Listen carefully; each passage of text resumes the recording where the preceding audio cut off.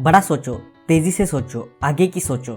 कल्पना पर किसी का एकाधिकार नहीं होता, ऐसा कहना है पहाड़ जैसे इरादे वाले धीरजलाल हीराचंद अंबानी यानी हमारे सबके चहेते धीरूभाई अंबानी का।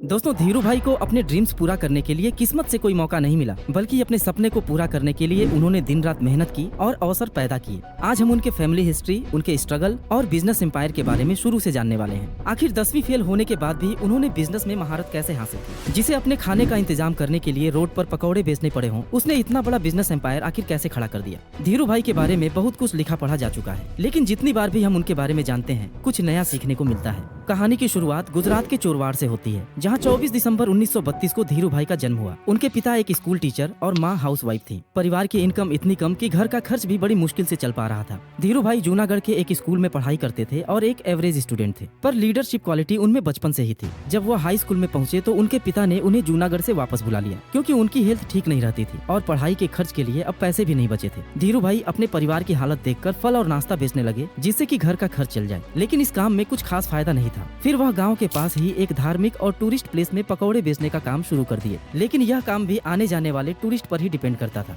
फाइनेंशियल कंडीशंस और बिगड़ती चली गई। अब उनके पास रमणीक भाई के पास विदेश जाने के अलावा कोई रास्ता नहीं बचा। दरअसल रमणीक भाई उनके बड़े भाई थे और खाड़ी देश यमन के एडन में कोई छोटी मोटी नौकरी करते थे। 17 साल की उम्र में धीरू भाई एडन चले गए, जो कि उस समय लंदन के बाद दूसरा सबसे बिजी पोर्ट था।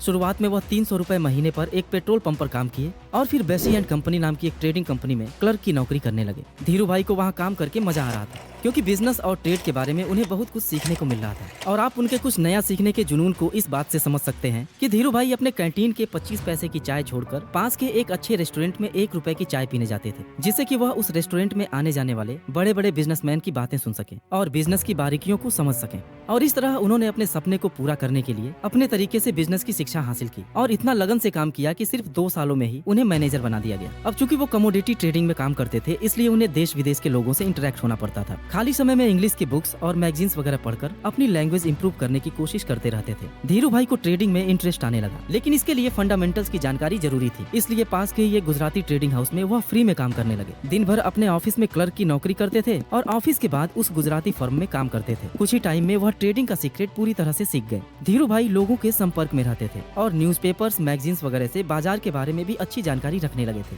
अब नॉलेज भी था, एक्सपीरियंस भी था, बस कमी थी कुछ पैसों की, जिससे खुद की ट्रेडिंग की जा सके। और इसके लिए वह कुछ व्यापारियों से मिलकर उनसे इस शर्त पर पैसे उधार लेते हैं कि नुकसान होने पर भी पूरे पैसे वापस करेंगे। और उनका अनुमान इतना सटीक था कि वह जिस कमोडिटी में भी पैसे लगाते थे उसमें मोटा मुनाफा होता था। लोग इसे सट्टेबाजी कहते थे, लेकिन धीरू भाई का मानना था कि ये उनके सालों की मेहनत और कैलकुलेटेड रिस्क का नतीजा था। उनका दिमाग हमेशा धंधे के बारे में सोचता था। वह पैसा कमाने का कोई भी मौका छोड़ना नहीं चाहते थे। एक बार तो उन्होंने ऑब्जर्व किया कि यमन के सिक्कों में इस्तेमाल की गई चांदी की कीमत सिक्कों से ज्यादा थी। फिर क्या था, वह सिक्कों को मेल्ट करके उसकी चांदी लंदन की एक कंपनी को बेचने लगे और जब तक गवर्नमेंट को पता चलता वह मोटा मुनाफा कमा चुके थे। 1952 में उनके पिता की मौत के बाद कोकिलाबेन के साथ उनकी शादी हो गई और 1957 में मुकेश अंबानी का जन्म हुआ। जी हाँ दोस्तों, मुकेश अंबानी का जन्म यमन के एडन में ही हुआ था, लेकिन उस समय यमन में भी माहौल अच्छा नहीं था। अंग्रेजों से आजादी के लिए देश भर में आंदोलन शुरू हो गया था और बाहरी लोग एडन छोड़कर अपने देश वापस जा रहे थे। धीरू भाई को भी अपनी फैमिली के साथ वहाँ रुकना सही नहीं लगा और वह अपने एक्सपीरियंस, बहुत सारी लर्निंग्स और थोड़े बचाए हुए पैसों के साथ 1958 में हमेशा के लिए इंडिया वापस आ गए।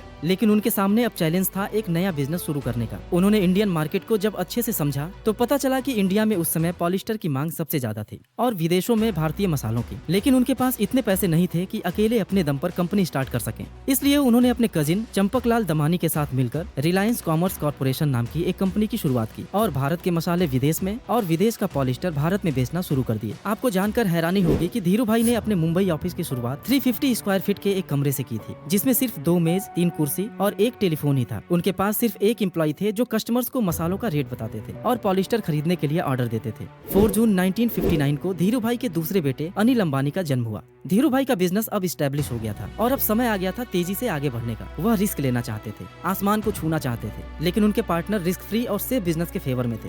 फिर क्या, धीरू भाई को रुकना नहीं था, उन्होंने पार्टनरशिप ब्रेक कर दिया और पैसों के इंतजाम के लिए एक बार फिर मार्केट गए और इस शर्त पर पैसा उठाया कि अगर नुकसान हुआ तो सिर्फ मैं भुगतूंगा और प्रॉफिट हुआ तो बांट लेंगे। मार्केट में उनकी क्रेडिबिलिटी काफी अच्छी थी, लोग पैसा लगाने लगे और जब लोगों को धीरू भाई प्रॉफिट के साथ साथ बोनस भी देने लगे तो भरोसा और भी ज्यादा बढ़ गया। जैसे जैसे बिजनेस आगे बढ़ा, वह अपने भाइयों, दोस्तों और एडन में साथ में काम किए लोगों को भी अपने साथ जोड़ने लगे। अभी तक उनका टेक्सटाइल बिजनेस इंपोर्ट पर ही निर्भर था, लेकिन 1966 में उन्होंने अहमदाबाद में एक टेक्सटाइल मिल की शुरुआत की और खुद का प्रोडक्शन करने लगे। लेकिन सब कुछ इतना आसान नहीं था, क्योंकि पहले से एस्टैब्लिश कुछ ब्रांड्स टेक्सटाइल मार्केट पर कब्जा जमाए बैठे थे और रिटेलर्स एक नए ब्रांड पर आखिर भरोसा भी कैसे करें। तब धीरू भाई अपनी कार में कपड़ा रखकर रिटेल शॉप्स पर जाने लगे और उनको कपड़े देकर रिक्वेस्ट करने लगे कि आप माल रख लीजिए और बिक जाने पर पेमेंट कर दीजिएगा, क्योंकि उन्हें अपनी क्वालिटी और प्राइस पर भरोसा था। धीरू भाई ने इन कपड़ों को विमल ब्रांड के नाम से मार्केट में उतारा था, जिसका नाम आपने भी जरूर सुना होगा।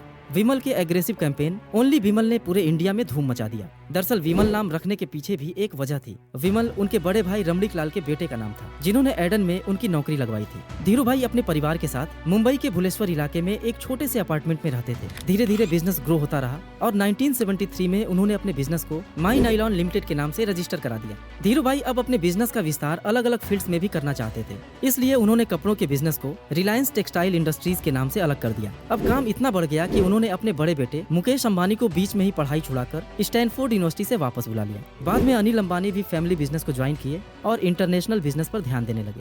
1985 में टेक्सटाइल बिजनेस का ही नाम बदलकर रिलायंस इंडस्ट्रीज कर दिया गया और अब रिलायंस टेक्सटाइल के अलावा petrochemical, oil refinery, telecom, entertainment और फाइनेंस सेक्टर्स में भी काम करने लगा। और फिर आया साल 2001 जब रिलायंस इंडस्ट्रीज इंडिया का सबसे बड़ा ग्रुप बनकर सामने आया, जिसका रेवेन्यू 60,000 करोड़ को भी पार कर गया। रिलायंस ग्रुप को बुलंदियों पर पहुंचाने के सिर्फ एक साल बाद ही जुलाई 2002 में एक मेजर हार्ट अटैक की वजह से धीरू भाई अंबानी की मौत हो गई और बिजनेस का पूरा दारोमदार उनके दोनों बेटों मुकेश अंबानी और अनिल अंबानी के कंधों पर आ गई। तो धीरू भाई अंबानी मुनाफे पर ज्यादा ध्यान न देकर अच्छी क्वालिटी के साथ ज्यादा लोगों तक पहुंचना चाहते थे, जो आज भी रिलायंस के बिजनेस कल्चर में साफ दिखता है। अपने दौर के कारोबारियों में धीरू भाई सबसे बड़े खिलाड़ी थे, जो लाइसेंस राज में भी अपना काम बड़ी आसानी से निकाल लेते थे। उनके ऊपर कई तरह के आरोप भी लगे कि वह अपने प्रभाव का इस्तेमाल करके या फिर गलत तरीके से अपना काम निकाल लेते हैं। लेकिन धीरू भाई का मानना था कि अगर दुनिया में हमें बड़ा आदमी बनना है तो हमें 3 चीजों की जरूरत है: पैसा, इन्फ्लुएंस और पावर। और इसीलिए वह अपने काम को किसी भी तरीके से कराने में विश्वास रखते थे। धीरू भाई ने सिर्फ हमें सपने देखना ही नहीं सिखाया,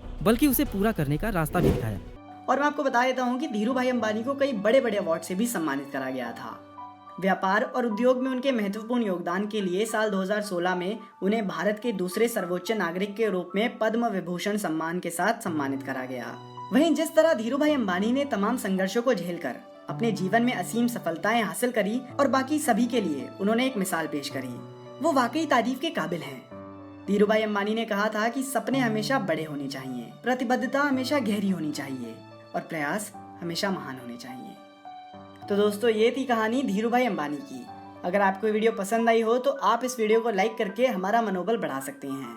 और अगर आप ऐसी वीडियो पहली बार देख रहे हैं और ऐसी और वीडियोस देखना चाहते हैं तो दोस्तों इस चैनल को सब्सक्राइब कर लीजिए, क्योंकि मैं आपके लिए ऐसी वीडियोस लाता रहूँगा।